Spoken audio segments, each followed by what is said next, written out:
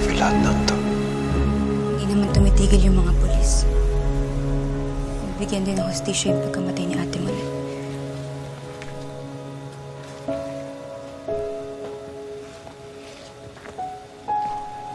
Ayun na si Ate Monet.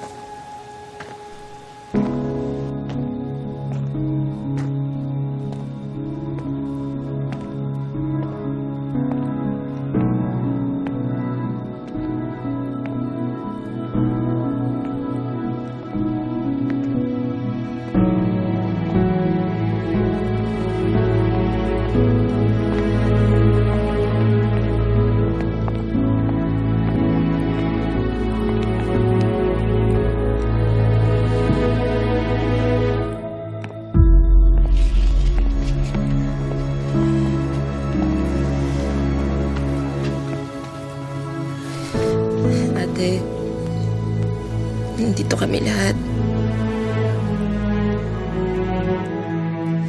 Magiging okay kami. Magiging okay ako. Pangako ko yan sa'yo, ate. Kaya dapat kita sinuportahan sa pangarap mo. Ito nga, ate, yung daya mo. Kapatid pa rin tayo kahit magkalayo tayo. Gusto ko matupad mo yung mga pangarap mo. I love you, ate. I love you, sis.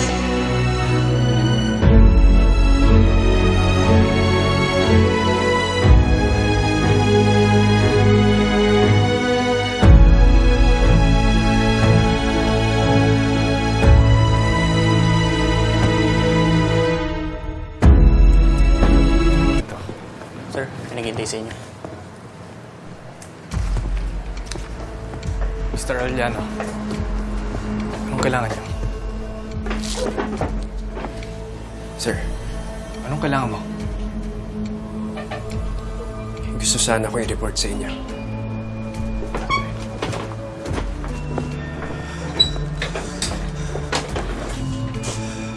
Ano yan? Si Dad. Basta pag may trabahong hindi nagagawa si Edward, padala niyo na lang sa akin. Oh, may nasikaso. Okay.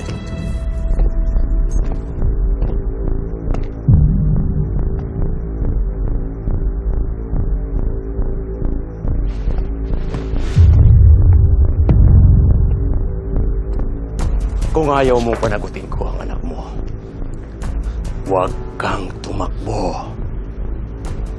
Magsumbong ka sa mga pulis. Anak mo ang mamamatay. Kinuha mo yung anak ko. Kukunin ko rin yung sayo. Uulitin ko, Mr. Arellano. Ang gusto mong i-report ang sarili mong ama. Sinungaling si Dad. Ang sinasabi niya, hindi niya kilala si Marina de la Paz. Pero hindi yun totoo. Paano mo naman nasabi yan? Tumatawag siya mismo sa phone ni Dad. Ano sabi niya? Pinabalita niya yung pagtakas ni Leon. Bayaran ni Dad si Marina, Sir Henry. Kaya hindi nakakapagtaka kung may kinalaman man siya sa pag-set up kay Leon Almazan.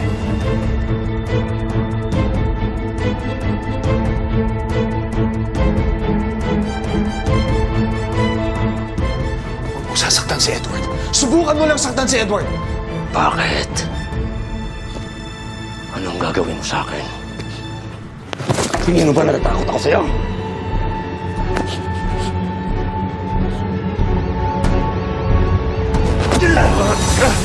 Tulong!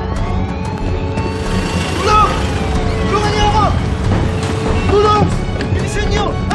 Inaaresto ka namin sa kasong conspiracy, bribery, at obstruction of justice. Sasabi mo, si Sandro andun sa huliin mo! Ba't ako? Huy!